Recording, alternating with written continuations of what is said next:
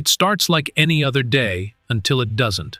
A black woman walks into a courthouse, calm, composed, and completely unaware that she's about to be assaulted by those sworn to uphold the law. They think she's nobody.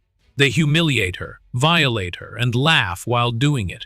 But what they don't know is they just laid hands on the wrong person, because she's not just another citizen. She's the one person who has the power to destroy them legally. What follows is a storm of justice, exposure, and a courtroom twist that flips everything on its head. Stick around, you're not ready for what's coming. And hey, tell us where you're watching from and what time. Drop it in the comments below.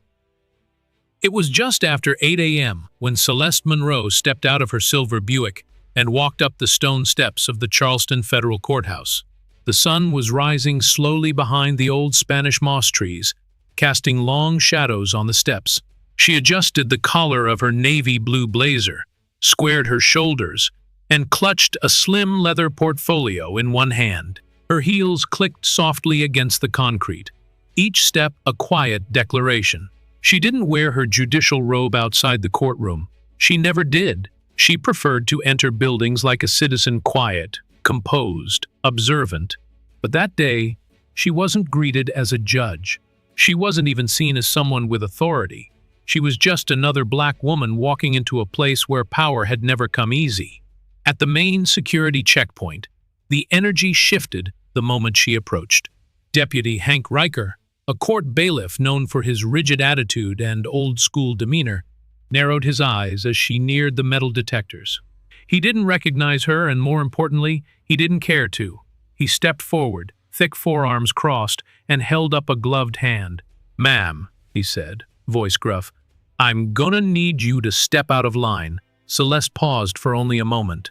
"Is there a problem, officer?" Riker didn't answer right away. His eyes swept over her, from her silver locks twisted neatly along her scalp to her pressed slacks, to the calm but confident look in her eye. Something about her bothered him. She looked like she belonged there, and in his world, people like her needed to be reminded who was really in charge. No ID displayed. "You can't just waltz into a federal building looking like that," he muttered. Celeste calmly reached into her blazer and produced her federal credentials. The badge gleamed under the light, but Riker didn't even look at it. He took it from her hand, gave it a cursory glance, then slipped it into his pocket. She raised an eyebrow. "I'd like that returned." He stepped in closer. "You in a rush to get somewhere, sweetheart?" The word hit like a slap. A second guard, a younger woman, shifted nervously by the X-ray scanner. She clearly recognized the tension but said nothing, just watched. "I need to get to a courtroom," Celeste said firmly. "Then you'll follow my procedure," Riker snapped. "And that includes random checks. Let's go." He didn't give her time to respond. With one heavy hand on her upper arm, he steered her toward a side hallway, away from the foot traffic, into a windowless screening room just beyond the security zone. The air inside was cool and still. There was a steel chair in the center of the room, a rolling cart of scanning equipment, and a pair of clippers sitting idle on the edge.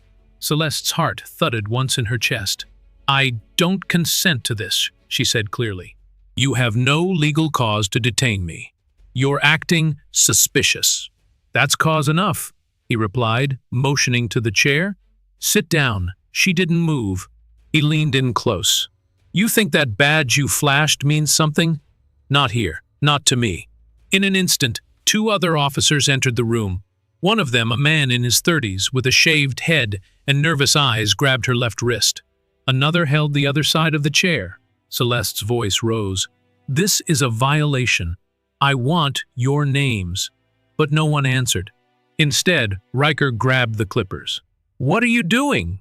she demanded. "Standard protocol. You could be hiding something in that mop," he said, gesturing to her locks. Celeste tried to rise, but a sharp grip pushed her back down. The clippers buzzed to life. The sound filled the room like a swarm of bees. Before she could react, she felt the cold vibration touch her scalp. A thick coil of silver hair fell to the floor. Then another, and another.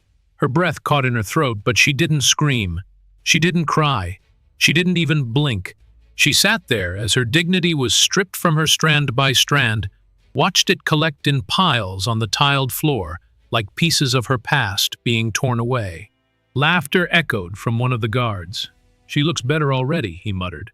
"Should have come in here with some respect," Riker said, wiping loose hairs from his sleeve. "Now you look more presentable." Celeste's fists clenched in her lap, the skin over her knuckles pale, but her voice, when it returned, was steady. "You'll regret this." He leaned down, sneering. "People like you always say that." And then, just as quickly as it began, it ended. Riker opened the door and gestured back toward the hall. "You're free to go. Courtroom's that way," he said mockingly. Celeste rose slowly, hands trembling only slightly. She took her badge back from Riker's desk without asking and walked out into the hall. Her steps were even, her expression unreadable, but in her chest, something burned hotter than rage, deeper than humiliation. It was purpose. And in just a few minutes, that purpose would change everything. Because what Riker didn't know was this: she wasn't there to observe. She wasn't there as a defendant. She wasn't there for anyone else's judgment. She was the judge, and she was about to take her seat on the bench. The clippers buzzed in her ears long after she left that cold, windowless room. Every step she took toward the courtroom felt heavier than the last, not because of fear, but because of fury held in check. Her scalp tingled where her hair had once proudly grown silver coils, years in the making, rooted in family, in history, in identity, now gone. Uneven tufts were all that remained. The silence in the hall felt suffocating. Celeste passed two clerks who looked at her, then quickly looked away. They had heard. Maybe they had even seen. But not one of them had spoken up. She didn't stop walking. She wouldn't give them the satisfaction of seeing her break. Down the corridor, a low hum of voices filtered from the courtroom double doors. It was a high-profile morning. A police misconduct hearing. Several officers involved in a brutal incident during a protest last year. National attention. Heavy press. Celeste was supposed to enter from the private chambers. Her robe waiting inside. Staff prepped, decorum preserved. But today that plan didn't matter. She stopped just outside the courtroom, took a deep breath, then pushed both doors open wide. The courtroom stilled instantly. Conversations cut off mid-sentence. Heads turned. And then the realization began to ripple. Her shoes clicked loudly against the marble floor as she walked past rows of lawyers, journalists, plaintiffs, and defendants. Some stared in confusion, others in disbelief. At the front, behind the judge's bench, her chair sat empty, waiting. And then it hit them. The woman they had watched be escorted through the hall like a suspect, the woman whose scalp bore the evidence of brutality, was not a victim of circumstance. She was the judge. Celeste stepped behind the bench and turned slowly to face the courtroom. Her face was calm, cold even, the kind of calm that comes not from peace, but from precision. Someone near the defense table dropped a pen. The bailiff, the same man who had held the clippers, was still posted by the side door. When she made eye contact with him, he went absolutely still. His lips parted, but no sound came out. The blood drained from his face. She didn't flinch. Instead, she reached for the robe folded neatly over the arm of her chair. She didn't ask for help. She didn't wait for ceremony. She slipped it on herself, one slow movement at a time. It rested on her shoulders like armor. She turned to the court clerk. "Is the docket ready?" she asked, voice even. The clerk's voice cracked. "Yes, Your Honor." Celeste nodded once, then lowered herself into her chair, the leather groaning softly beneath her. She looked straight ahead. Her gaze never touched the man who had humiliated her. Not yet. Not directly. "We will begin today with preliminary testimony on Case 2371F, United States versus Charleston Police Department," she said, as if nothing had happened. "Charges of abuse of power, excessive force, and civil rights violations. All parties present?" A murmur of yes, Your Honor, echoed back. The attorneys were shifting in their seats. Some were wide-eyed, others looked guilty, and some looked angry. Angry that a black woman had dared walk in after what they assumed had destroyed her. She ignored them all. We will proceed. The first witness was called, an officer who had been on duty during the protest in question, a man who had pushed an elderly veteran to the ground during a peaceful demonstration, breaking 2 of his ribs. Celeste listened carefully, took notes, asked no questions. Not yet. From the corner of her eye, she saw Riker slowly backing toward the rear of the courtroom. His hands twitched at his belt. His legs shifted restlessly. He looked like he wanted to disappear, like he knew deep in his gut that his moment was coming. He was right. After the second witness, she called a recess. The courtroom emptied in a daze. Even the lawyers whispered like they were afraid to speak too loud. Celeste stayed seated. After several minutes, when only her clerk, 2 officers, and Riker remained in the room, she finally looked at him. "Deputy Riker," she said, voice sharp as glass. He stopped mid-step, stepped forward. His mouth opened, stammering. Yes, Your Honor." She motioned to the open center of the courtroom. Now, he obeyed, moving like a man walking toward a cliff's edge. "State your full name for the record." He blinked. "Excuse me? You heard me. Hank Riker. How long have you served as bailiff at this courthouse?" 14 years.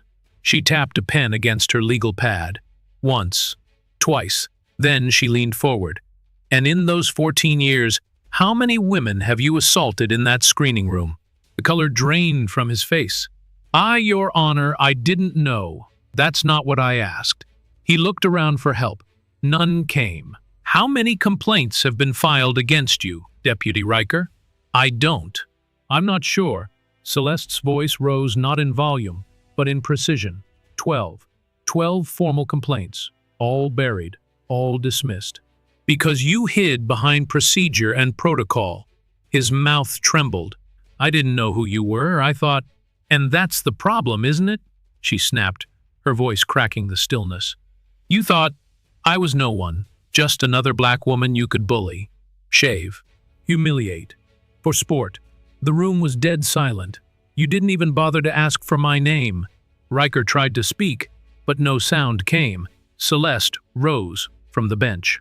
"Because of you, this courthouse, this supposed temple of justice, has been stained. Because of your actions, the sanctity of this court is now under question. And because you assaulted a federal judge in her own courthouse, you are now the subject of a criminal investigation, effective immediately." She turned to the officers standing by the exit.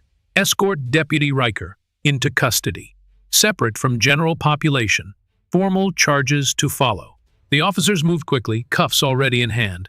"No, wait, Riker shouted. "You can't do this." But he was wrong. She already had. The courtroom didn't feel like a courtroom anymore. Not after what had just happened. Deputy Hank Riker, once a fixture of control and intimidation in that courthouse, was now gone, escorted out in cuffs by 2 silent officers. His badge surrendered, his power stripped, but the aftershock still lingered. It was in the silence, in the way the ceiling fans hummed a little too loudly, in the sidelong glances shared between staff who had known for years and said nothing. Celeste Monroe sat back in her chair, fingers laced together over the bench, her robe now draped over her like steel. There was no going back to the way things were before. And, truthfully, she didn't want to, because something had shifted, not just inside her, but inside the entire room. Her clerk entered quietly, holding a fresh stack of notes. "Your Honor," she said cautiously. "The next set of witnesses are being prepped." Celeste nodded. "How long do we have?" "About 8 minutes." Celeste looked past her out into the now empty gallery. Rows of wooden benches. The places where jurors, journalists, and the public would return any moment now. But she could still feel Riker's presence, like an oil stain on polished marble. She exhaled slowly. This day had already defied every expectation, and it was only mid-morning. The door creaked behind her. Celeste turned. A young woman stepped inside, maybe early 20s, glasses fogged from rushing through the lobby. One of the interns. Her name was Megan. Smart, quiet, never spoke much unless spoken to. She looked pale. Celeste gave a small nod. "Everything okay?" Megan hesitated. Then she closed the door behind her and stepped forward. I wanted to say I saw it," she said, voice barely above a whisper. "What happened with Deputy Riker this morning? Outside the screening room. I didn't know what to do. I should have said something. I was scared." Celeste didn't answer right away. She just studied the young woman's trembling hands. Then she said gently, "Thank you for telling me. That matters." "I didn't stop it." "No," Celeste replied. "But you're speaking now. That's more than most." Megan looked like she might cry, but she straightened her shoulders and added, "If you need me to testify, I will." Celeste reached across the desk and placed a hand over the girl's. Just for a moment. No words. Just warmth. Then the courtroom doors creaked again, this time with more weight. The public was returning. Celeste stood. "All rise," the clerk called out, her voice steadier this time. Everyone did. Even the ones who didn't want to. Even the ones who had once laughed at jokes Riker made behind closed doors. Celeste resumed her seat. Court is back in session. As the next witness took the stand, the atmosphere in the room had changed. Subtly. Sharply. The power was no longer in question. This wasn't just a hearing anymore. It was a reckoning. The witness was a black father named Howard Briggs, mid-40s. A warehouse foreman, salt and pepper beard, hands rough from decades of labor. His eyes were hollow but determined. He was there to testify about how his 17-year-old son had been tackled and pinned during a peaceful protest by the same officers now seated at the defense table. One of them had crushed the boy's windpipe with his knee. The teen survived, barely, but still couldn't speak above a whisper. That had been 9 months ago. Howard sat on the witness stand and told the court everything. How they had begged for paramedics. How they were told, "He'll be fine. He's faking." How no one listened. And how, when the footage came out, none of the officers were disciplined. Celeste didn't interrupt once. She didn't need to, because every word the man spoke was a blade, slicing through the courtroom, leaving no one untouched. When he finished, Celeste leaned forward. "Mr. Briggs, thank you for your courage. I know this isn't easy." He nodded, his voice cracking. "I just want to know that it meant something, that someone is finally listening." Celeste looked at him, not from the bench, not as a judge, but as someone who knew exactly what it felt like to be silenced. "You've been heard," she said. A few minutes later, after he stepped down and walked slowly past the officers who had nearly taken his son's life, Celeste called for another short recess. Her chambers were quiet, almost too quiet. She sat for a moment, staring at her reflection in the mirror above the wash basin. Her uneven hair, the raw patch just above her left ear. The woman in the mirror didn't look like a judge. She looked like someone who had just been through war. But maybe that's what justice was. Not a performance. Not a performance of poise, but a battle for truth. One she had no intention of losing. There was a knock. Her clerk opened the door halfway. "Your Honor, Point Use Attorney's Office just submitted a sealed motion. They want to escalate charges against Riker, immediately civil rights violations under federal law." Celeste didn't blink. Good. Accept it. As the door shut, she finally allowed herself a breath. Not out of relief, but resolve. Today wasn't over. Not even close. Because the courtroom may have seen Riker fall, but they hadn't seen what came next. And the real reckoning was still to come. The courtroom was full again, but it wasn't the same room anymore. Something unspoken had shifted. It hung in the air like electricity before a thunderstorm. The kind of weight that made people sit straighter in their chairs, speak a little quieter, and think twice before assuming they knew who held the power. Celeste Monroe stepped back onto the bench with a presence that was undeniable. No bailiff announced her this time. No ceremonial flourish. Just the sound of her shoes against the hardwood floor and the quiet rustle of her robe as she took her seat. Everyone rose instinctively. She didn't speak right away. She just looked out over the room at the defendants, the press, the attorneys, and the silent crowd of onlookers who had returned, some still wide-eyed from what they'd witnessed earlier. They were waiting to see what she would do next, how far she'd go, whether this was going to be a moment or a movement. She tapped the gavel once. "Court is now in session," she said. And just like that, everything settled. She turned her attention to the attorneys seated at the prosecution table. "Call your next witness." The room hushed again as an officer, Lieutenant Daniel Cook, was sworn in. Tall, built like a linebacker, face clean-shaven, with that rigid posture that said he thought the badge made him invincible. He sat down, cleared his throat, and folded his hands in his lap. Celeste studied him for a long second. She knew the type. Proud, polished, trained to lie with a smile and never break a sweat. The prosecutor began her questioning, methodical and precise. "Lieutenant Cook, you were present at the demonstration on May 14th of last year, correct?" "Yes, ma'am." "And during that time, you oversaw a team of 7 officers?" "Yes, that's correct." "Did you personally authorize the use of force against protesters?" Cook leaned forward slightly, speaking into the mic like he was giving a press briefing. "I authorized non-lethal crowd control measures after protesters became aggressive. There was yelling, pushing. Some were armed with bottles and rocks. Any injuries reported from your team?" "No, ma'am." "And the injuries sustained by protesters?" "Minor, mostly bruises." Celeste's voice cut through before the prosecutor could move on. "Lieutenant Cook." He turned toward her. "Yes, Your Honor. Do you consider a crushed trachea to be a minor injury?" The question hung in the air. "I well know, ma'am." "Of course not." Celeste leaned forward slightly. "Then why did your official incident report describe it as a soft tissue trauma consistent with resistance?" Cook hesitated. "That's standard language.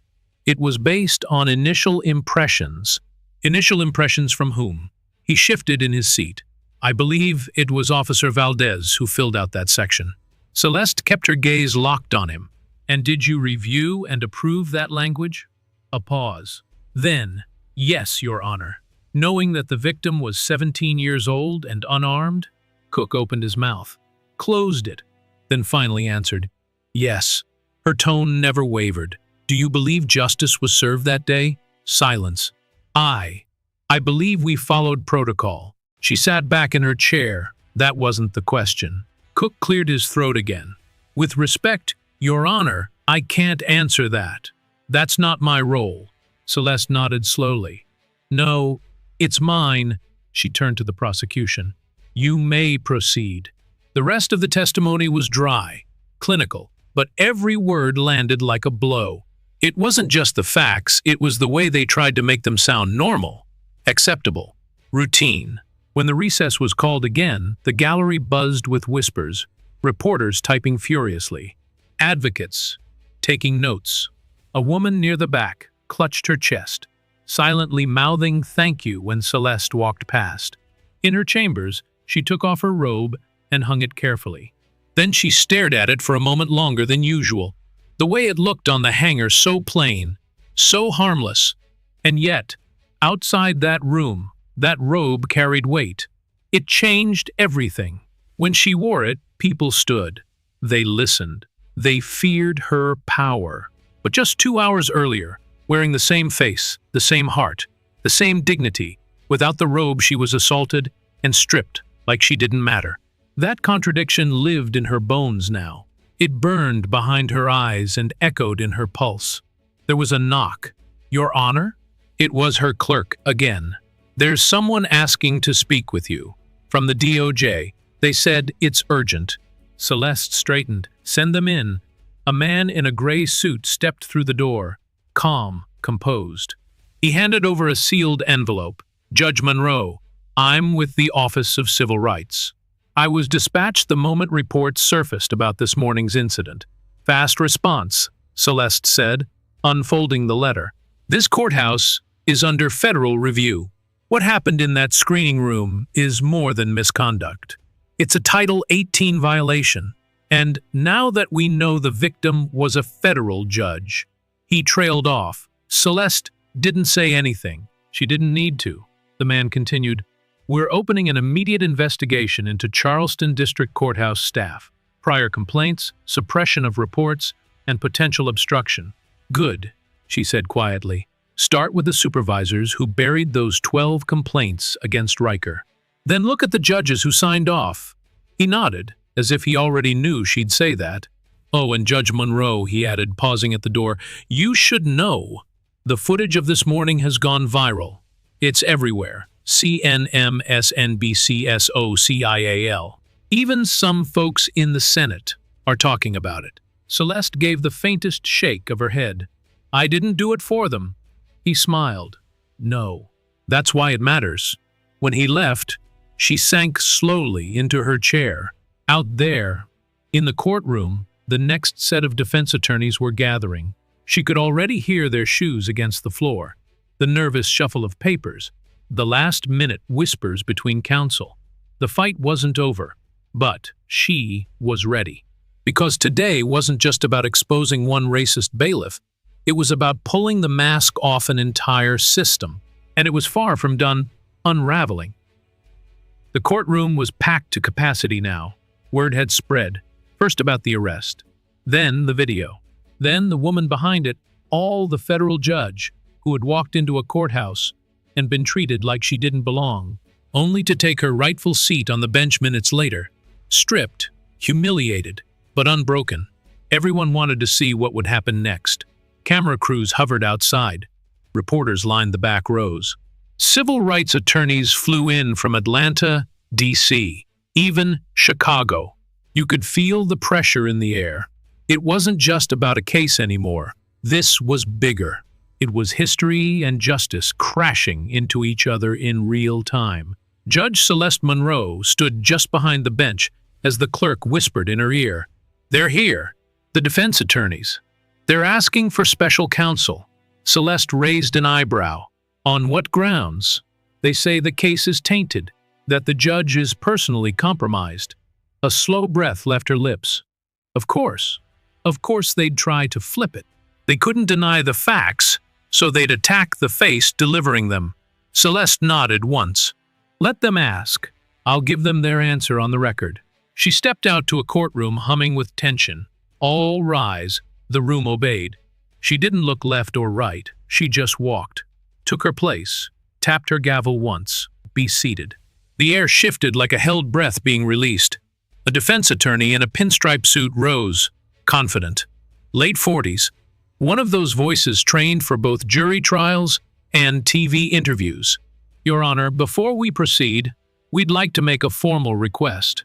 Due to recent developments," Celeste cut in. "You mean the arrest of Deputy Riker and the incident in the courthouse hallway?" He hesitated. "Yes, Your Honor. And your concern is what, exactly?" He cleared his throat. "That these events may present a conflict of interest, a question of judicial impartiality." The gallery bristled. A low murmur swelled. Celeste didn't blink. "You're suggesting that, because I was assaulted this morning, I can't carry out the duties of my position?" "I'm suggesting," he said carefully, "that the perception of bias." Celeste held up a hand. "Let me stop you right there." She stood, walked slowly to the edge of the bench. "I was publicly assaulted, humiliated, not for what I said, not for what I did, but for who I am, because someone saw a black woman walking into a courtroom and decided she couldn't possibly hold power." She paused. "Let it sink in. And what did I do in response? I took my seat.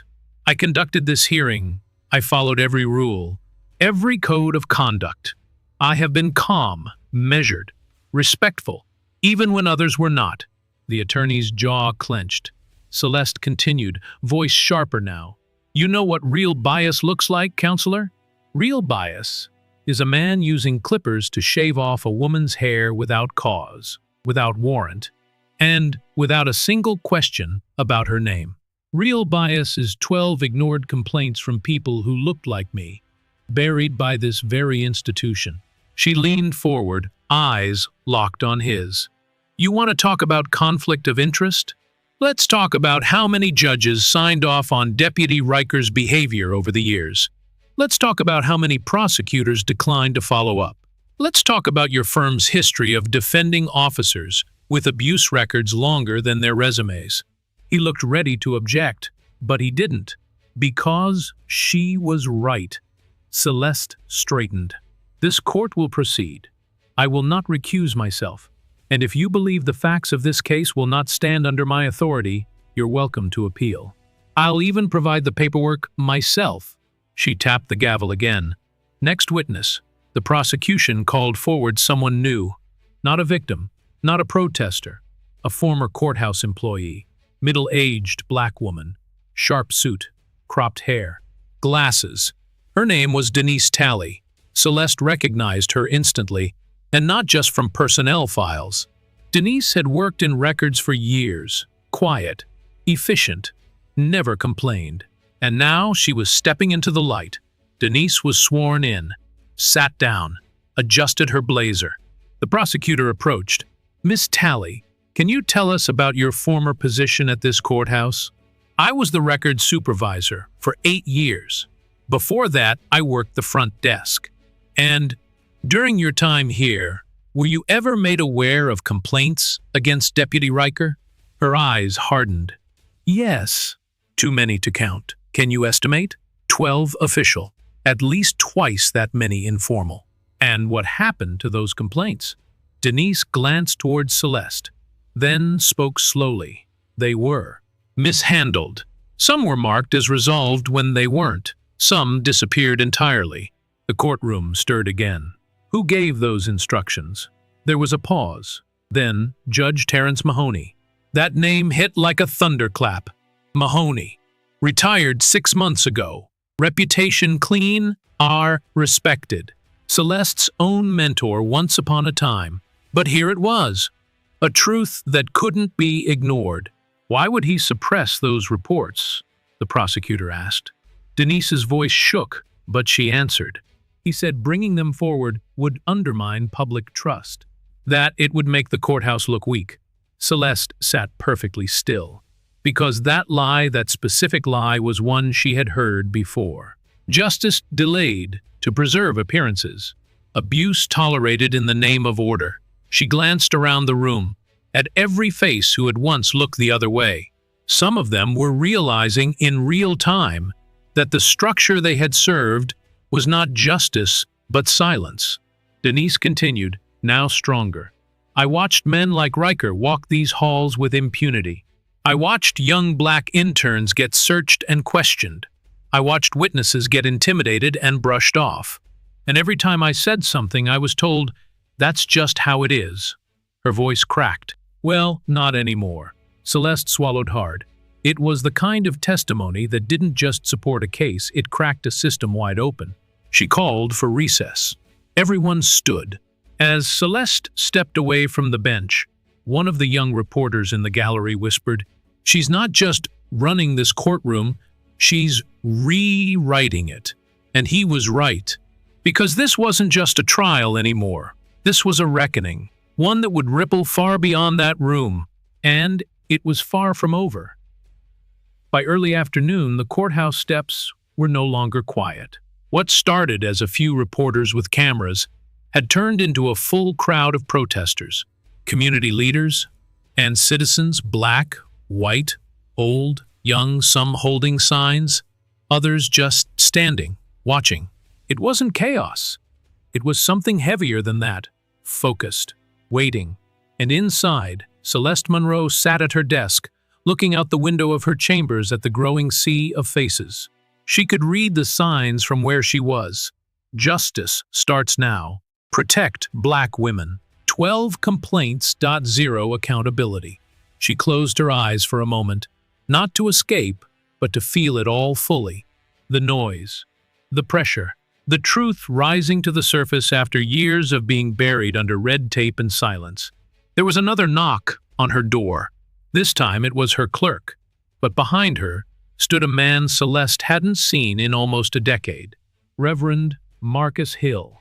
He stepped forward with the calm strength of someone who'd seen too much and still chose to fight. His gray beard had grown in fully since the last time she'd seen him. His eyes were tired, but kind. "Judge Monroe," he said. "Reverend," she replied, rising. "I won't take up much of your time. Just wanted you to know we're out there. We see what you're doing, and we're with you." She nodded, swallowing the sudden emotion pressing at the back of her throat. He handed her a folded piece of paper. Some of these people outside, they were victims too, of Riker, of others like him. They were never called into court, never heard. But they're ready now. If you want their stories, they're ready to talk. She unfolded the list, names, phone numbers, handwritten notes. It was longer than she expected. "How many of these are new complaints?" she asked. "Most. Some go back years. Some were afraid. Some were told it wasn't worth it." Celeste looked up. They were wrong. "It is worth it now," Marcus smiled faintly. "It is because of you." She didn't reply, but her silence was louder than words. When he left, she stared down at the list again. These weren't just names.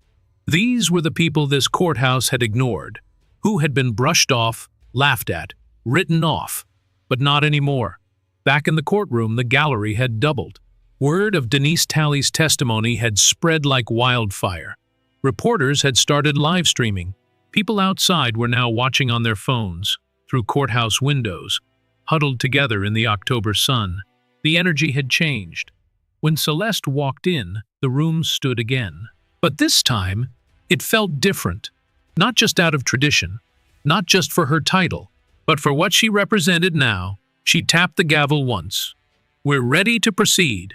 The next witness was unexpected. The US Marshal S office had sent someone, not to investigate, but to testify. His name was Andrew Taylor, black, late 50s. Over 20 years of service. He walked with a slight limp, the result of an injury sustained back in 2001 during an arrest gone wrong. He had been stationed in the same courthouse, years ago. And now, he stood before the bench again this time, with a truth he couldn't carry in silence anymore. He took the oath, sat down, and adjusted the mic. "I worked here from 2004 to 2012, he said.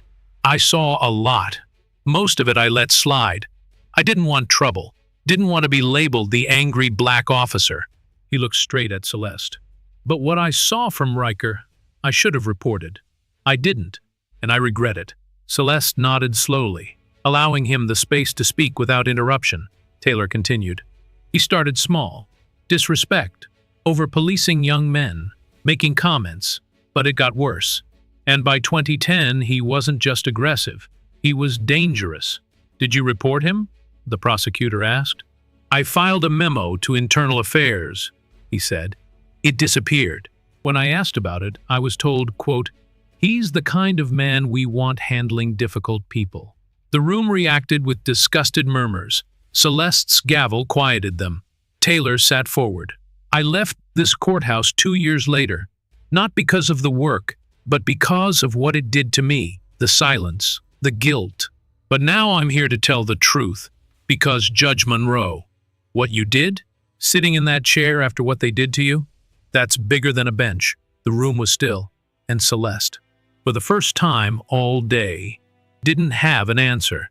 Not because she was speechless, but because sometimes when history shows up at your feet, you don't speak over it. You let it echo. The next morning, the air outside the courthouse was heavier than usual. Charleston's early fall sky was gray, low, pressing down on the city like a warning. But inside Judge Celeste Monroe's chambers, the silence felt colder. She sat at her desk with a thick manila folder in front of her, one marked Confidential Internal Records. It had been slipped to her by a court administrator who didn't say a word, just nodded, left it on her desk, and walked out like it burned his hands to touch it. Celeste opened it slowly. Inside were documents, memos, emails, signatures, 12 formal complaints filed against Deputy Hank Riker over the last 15 years, all dismissed. All signed off by a name she knew too well. Judge Terrence Mahoney, her former mentor, her sponsor into the federal circuit, the man who once told her she was exactly what the bench needs. But now she saw his signature at the bottom of denial after denial, each form stamped with bureaucratic indifference, allegation unsubstantiated, lack of corroborating evidence, no further action required. And then, tucked at the back of the folder, one memo stood out, a confidential communication between Judge Mahoney and the head of courthouse security from 5 years ago. Celeste read it once, then again. It said, "Riker may be rough around the edges, but he keeps order, especially with certain groups. Best to leave well enough alone." Her fingers curled around the page until it crumpled. There it was. The quiet part said out loud. And it wasn't just about Riker anymore. It was the entire machine that had kept him safe, that had protected him, endorsed him, encouraged him to get rougher, louder, crueler, so long as it served order. Celeste leaned back in her chair and stared at the ceiling. This wasn't a case anymore. It was a purge. She looked down at her own reflection in the glossy desk, her uneven hair, her tired eyes, and yet the fire still burned behind them. There was a knock. Her clerk again. "Your Honor," she said quietly, "we've received a formal inquiry from the Senate Judiciary Committee. They're asking for your statement on judicial oversight failures tied to the Riker incident." Celeste gave a humorless smile. "Of course they are, now that the cameras are rolling." The clerk hesitated. "There's more. 2 retired judges and 1 former DA just resigned this morning, citing health reasons." Celeste didn't respond. She just stood. "Bring in the attorneys. All of them. We're going to finish this today." An hour later, the courtroom was standing room only. Again. And this time, it wasn't just locals. Reporters from the New York Times, Washington Post, even BBC were squeezed into the gallery. A row of young black law students sat shoulder to shoulder in the front pew, notebooks in their laps, eyes wide open. This was no longer just about Charleston. This was national now. Celeste took her seat, tapped the gavel. "This court is in session." She turned her attention to the room. "Before we proceed with closing arguments, I'd like to enter into the record new material provided to this court." She nodded to her clerk, who handed a copy of the folder to both tables. "This includes all complaints previously filed against Deputy Riker, all correspondence related to their suppression, and the names of every individual who signed off on dismissing them." The defense attorney tried to object, but Celeste raised her hand. "Sit down." The words were soft, but final. She turned to the gallery. "Let the record show that this court is no longer interested in protecting institutions at the expense of individuals. We are no longer pretending that silence is neutrality." Her eyes swept the room. Every signature in this folder represents a choice, not a mistake, a choice to ignore victims, to protect predators, to maintain an illusion of order built on fear. She looked directly into the defense attorney's face. "And it ends today." A hush fell over the room so deep you could hear someone's pen stop mid-scratch. And then, from the far side of the room, a voice called out, "Your Honor?" It was a man in his 60s, standing hesitantly by the doorway. "May I speak?" There was a pause. Then Celeste gave a small nod. He stepped forward, hat in hand. "My name is Louis Bryant," he said, voice shaking. "I was arrested in this building in 2011 by Riker for raising my voice when my daughter's case was dismissed. He slammed me into a wall, broke 2 of my ribs." Celeste nodded. "Was a complaint filed?" "I filed it myself, right over there at the front desk. And they told me I tripped and fell. That's what the report said. I never came back." He looked around the room. "But I'm here now." Celeste stood. "Anyone else?" A pause. Then, one by one, hands began to rise. 5, 10, 15 people, every one of them with a story. Every one of them with a silence that had lasted too long. And now, finally, a voice. Celeste didn't cry. She didn't smile. She didn't even move. She just watched as the truth rose all around her, not whispered, not hidden, not protected by robes or badges, but spoken, at last. The final day of the hearing began with rain, not a soft drizzle, not a cleansing shower, a downpour. The kind that washed over Charleston like a warning and a reckoning at the same time. Streets flooded, power lines swayed, but still they came. Reporters, protesters, clerks, interns, witnesses. They came with umbrellas, ponchos, cameras, and signs. Because by now, everyone knew what was happening in that courtroom wasn't just justice. It was history. Inside, the atmosphere was hushed but electric. The air had a pulse, the kind you feel just before something irreversible happens. Celeste Monroe walked into the courtroom in silence. No gavel yet, no declaration. She paused at the front of the bench, looked out at the packed gallery, and then she took off her robe, folded it gently, laid it across the chair. She stood there no longer shielded by title or tradition, just a woman, scarred and standing. And she spoke. I've sat behind this bench for years. I've worn the robe, carried the title, delivered rulings, followed procedure. But I've also stayed silent longer than I should have. And today, I'm done being quiet. She glanced to the defense table, to the prosecution, then to the courtroom full of citizens who had once been silenced, ignored, cast aside. This court finds Deputy Hank Riker guilty of abuse of power, violation of civil rights, and official misconduct. But it doesn't stop there. She stepped forward. This court also recommends immediate review of every complaint ever filed under his name, and formal investigation into any official who suppressed them. She turned to the court reporter. Put that on the record. There was no applause, only silence. The kind of silence that follows a bomb dropping. Then, slowly, she reached for a folder beneath the desk, one that hadn't been opened yet. She held it up for everyone to see. This, she said, is a policy proposal.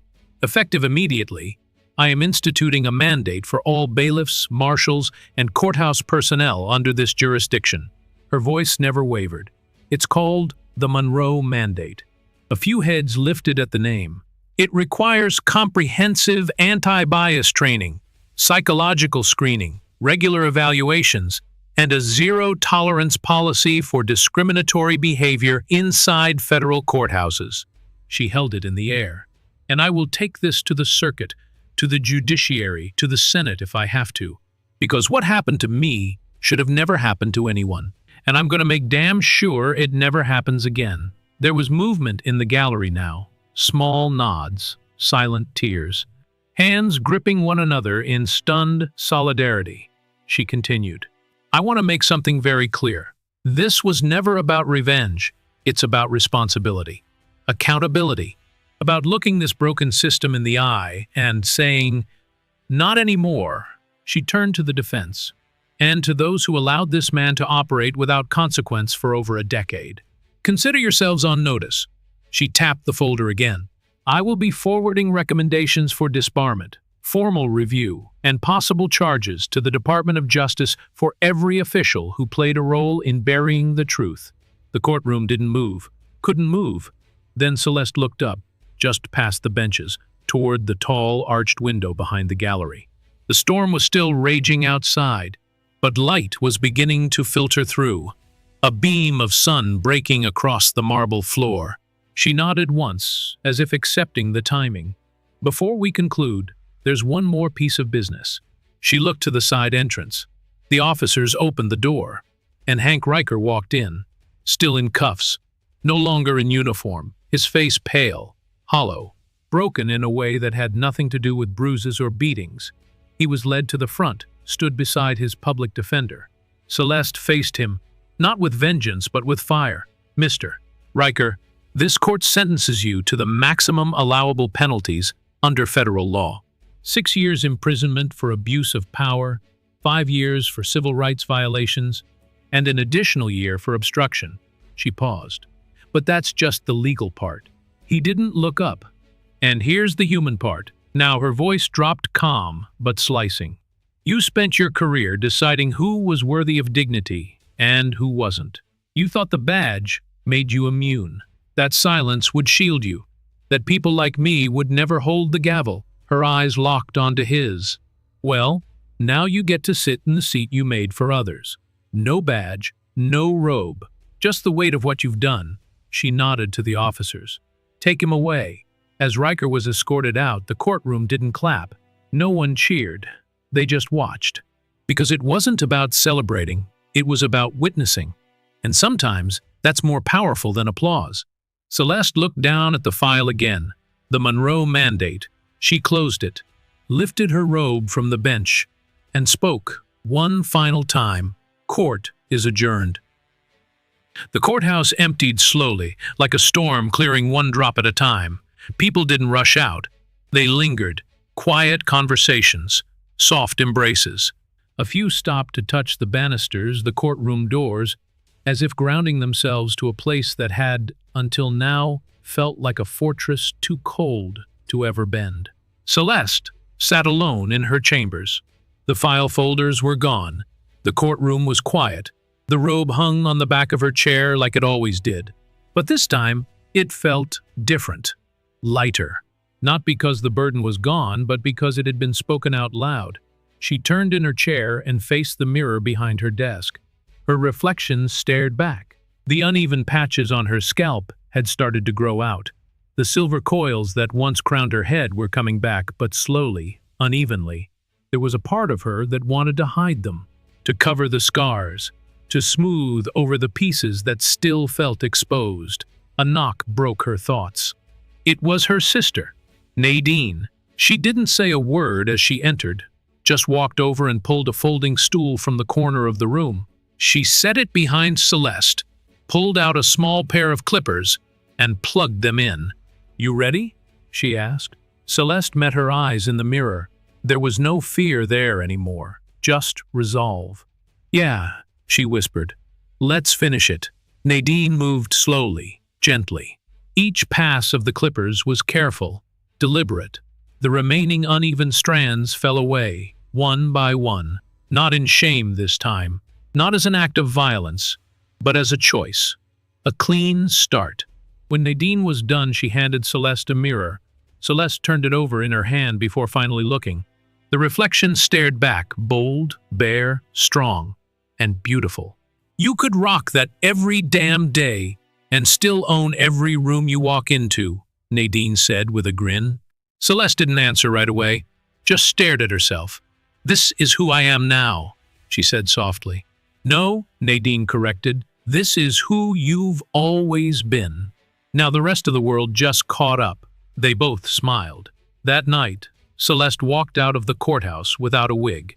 No scarf, no hat, just her head held high and bare under the city lights. As she stepped onto the sidewalk, a small group of onlookers spotted her. There were no cameras this time, no reporters, just people.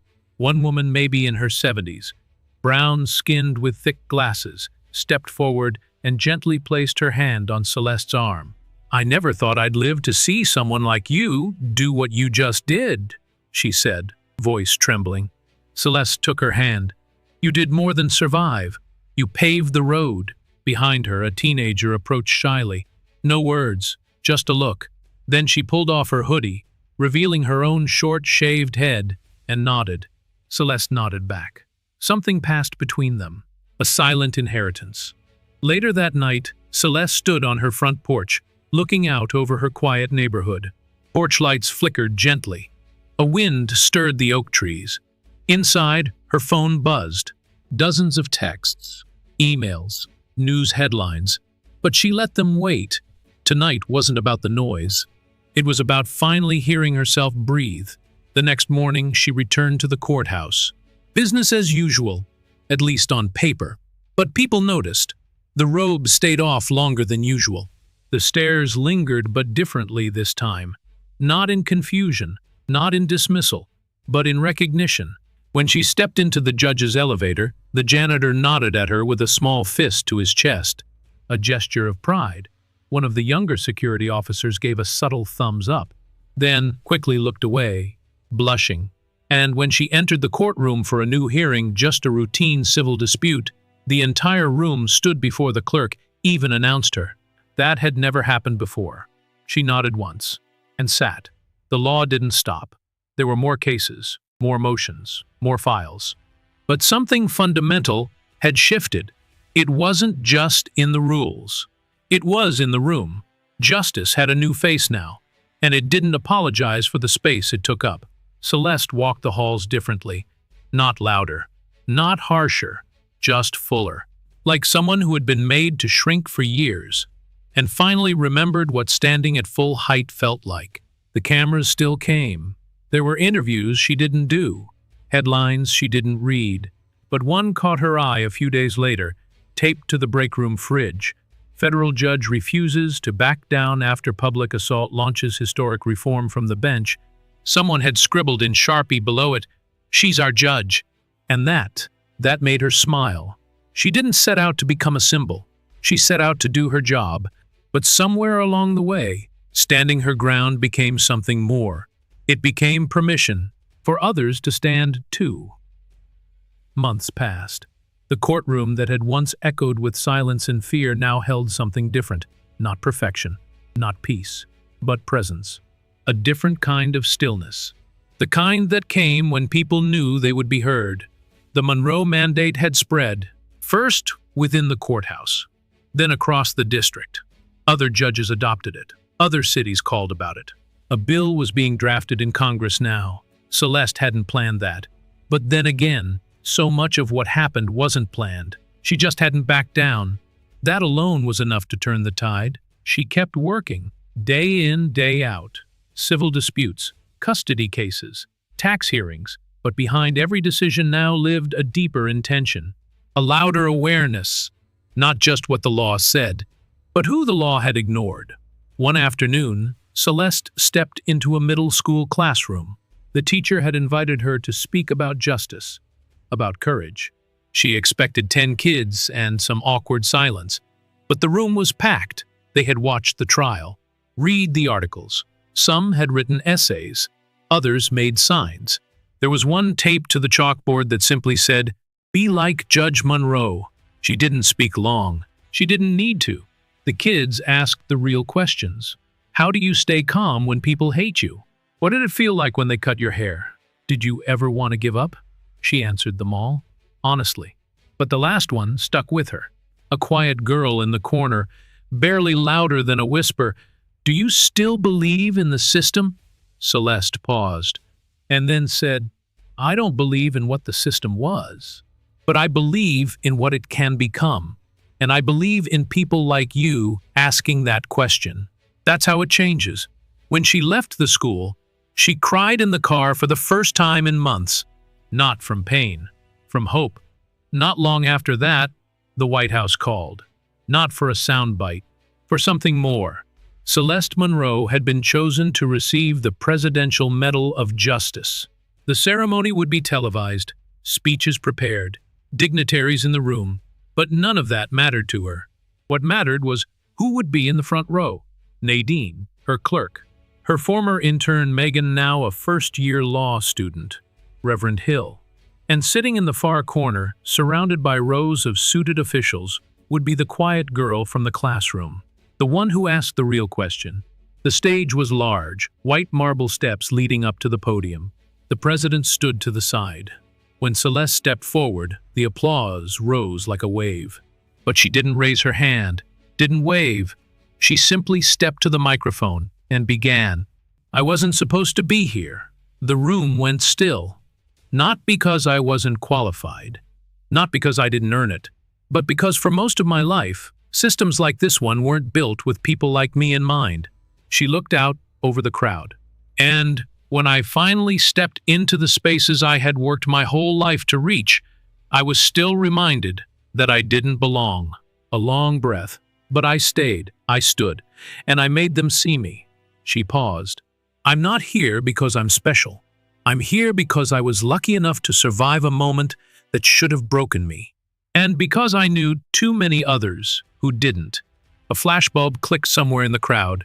"So this medal isn't just mine. It belongs to every woman who was told to stay quiet, every man who was told justice wasn't for him, every child who looked at the law and saw only fear. This is for you. The applause that followed wasn't explosive. It was respectful, deep, like people clapping for something they finally understood.